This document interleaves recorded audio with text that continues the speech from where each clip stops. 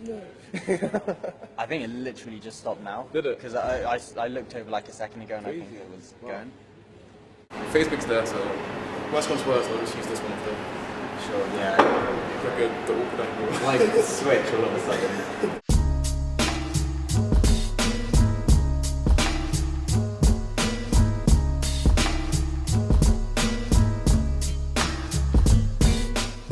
So, question 5. So, what's your like celebratory dance after like a PB? Like, you must feel like super happy after like smashing it. I mean, Yeah. Say your 265 deadlift.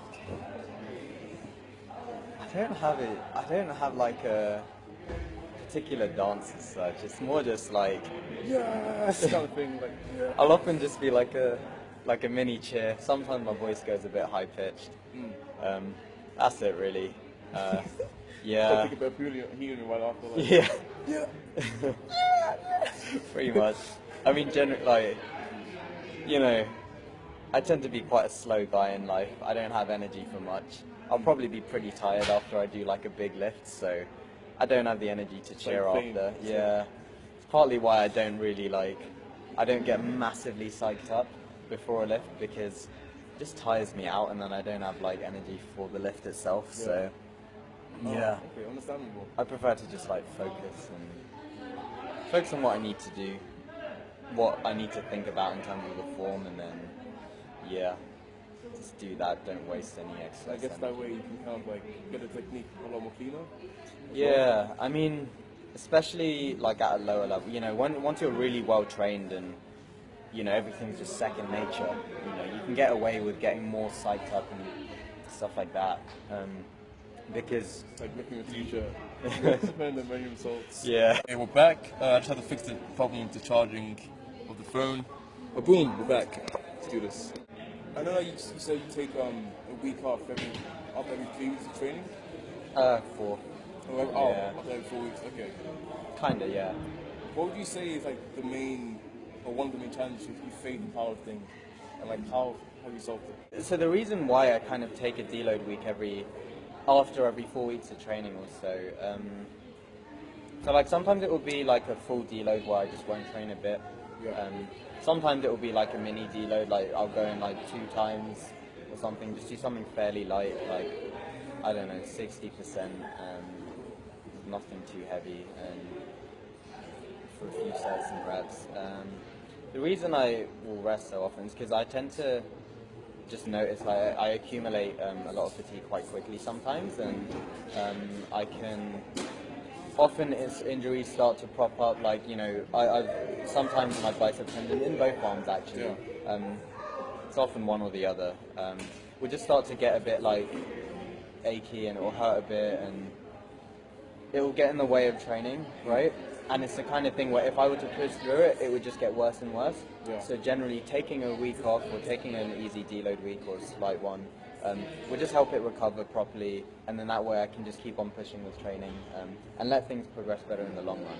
Now, in terms of the biggest issues I've had with training, it's generally just knowing what's right, you know. At least, generally I'll progress pretty nicely, and then all of a sudden kind of hit a mini plateau, and I'll be like, what's going on?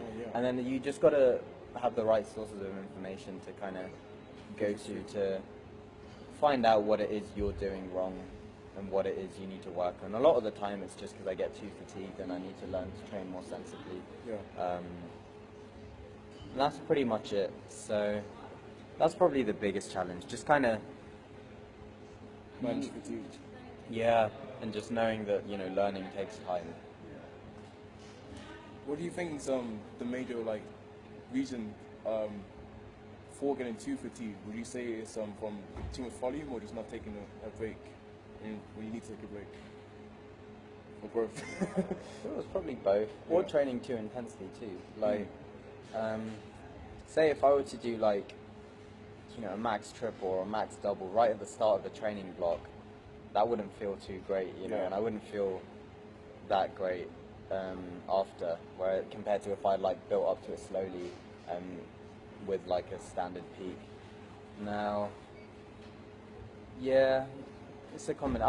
With me, most of the time, what kind of leads to me overtraining is doing too much volume. Mm. You know, I find generally, like for most of my training, 6 hours sleep will be enough for me to recover from what I do. Yeah. I mean, in that sense, I'm pretty lucky, but at the same time, you know, I sleep so heavily, I get really scared of like oversleeping and. But at the same sleeping time, my like, when you arms. sleep, you sleep. Yeah, pretty much.